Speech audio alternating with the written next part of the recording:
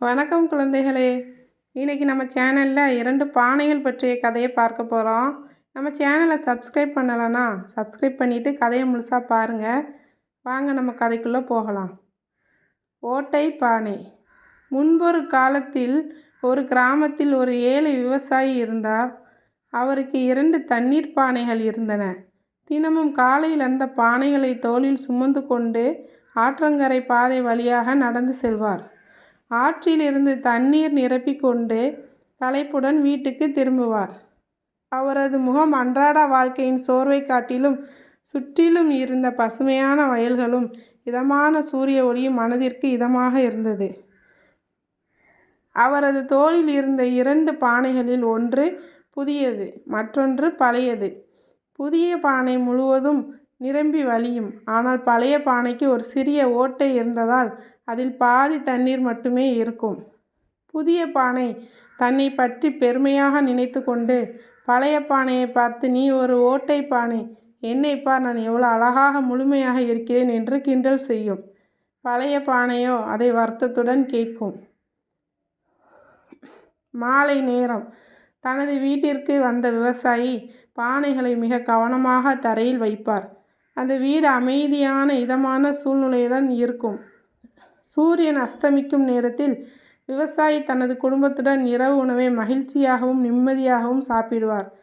அந்த நேரத்தில் அந்த பழைய ஓட்டை பானை தனது குறையை பற்றி மிகவும் கவலையுடனும் தாழ்வு மனப்பான்மையுடனும் இருக்கும்.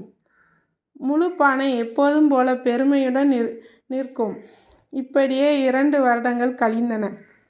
வழியில் இருந்த செடிகள் வளர்ந்து பாதை சற்று மாறி இருந்தது.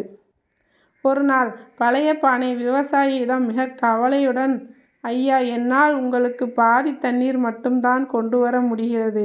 என் குறையினால் உங்களுக்கு எவ்வளவு இழப்பு" என்று தனது கவலையை தெரிவித்தது. விவசாயி அன்புடன் அந்த பானையின் பேச்சை கேட்டார். "ஐயா, தயவு செய்து இந்த ஓட்டையை அடைத்து விடுங்கள். என்னால் முழுமையாக இருக்க முடியவில்லையே" என்று வருந்தியது. விவசாயி மென்மையாக சிரித்தார். அந்த பானையை அன்புடன் தொட்டு, "உன் குறை எனக்கு தெரியும். ஆனால் அதனால் ஒரு நன்மை இருக்கிறது" என்றார். பானைக்கு ஆச்சரியமாக இருந்தது.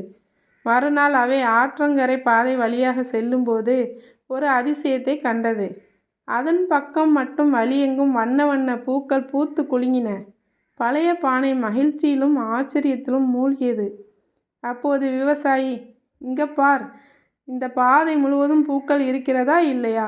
உன் பக்கத்தில் மட்டும்தான் பூக்கள் இருக்கின்றன. உன்னிடமிருந்தே நான் ஒரு நன்மையை உருவாக்கினேன்" என்று விளக்கினார்.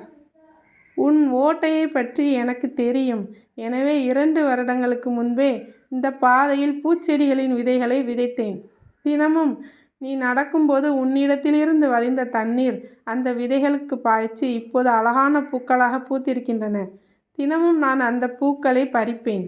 விவசாயி அந்த பூக்களை பறித்து தனது வீட்டையும் குடும்பத்தினரையும் அலங்கரித்தார். மீதமிருந்த பூக்களை விற்று மகிழ்ச்சியாக பணம் சம்பாதித்தார். இறுதியில் 2 பானைகளும் மகிழ்ச்சியுடன் சிரித்தன. விவசாயி தனது தோளில் அவற்றை தூக்கி கொண்டு நிம்மதியாக நடந்து சென்றார். அவை 2ம் குறைபடாத அன்பினால் இணைந்து முழுமை அடைந்தன. கதையின் நீதி. மற்றவர்கள் நம்மை பற்றி கிண்டல் செய்யும்போது மனமுடைந்து போவது இயல்பு. ஆனால் நாம் தன்னம்பிக்கையுடன் இருந்து நம்முடைய தனித்துவத்தை உணர்ந்து செயல்பட்டால் வெற்றி நிச்சயம். குழந்தைகளே, இந்த கதை உங்களுக்கு பிடித்திருந்தா லைக் பண்ணுங்கள், ஷேர் பண்ணுங்கள், மறக்காமல் சேனலை சப்ஸ்கிரைப் பண்ணுங்கள்.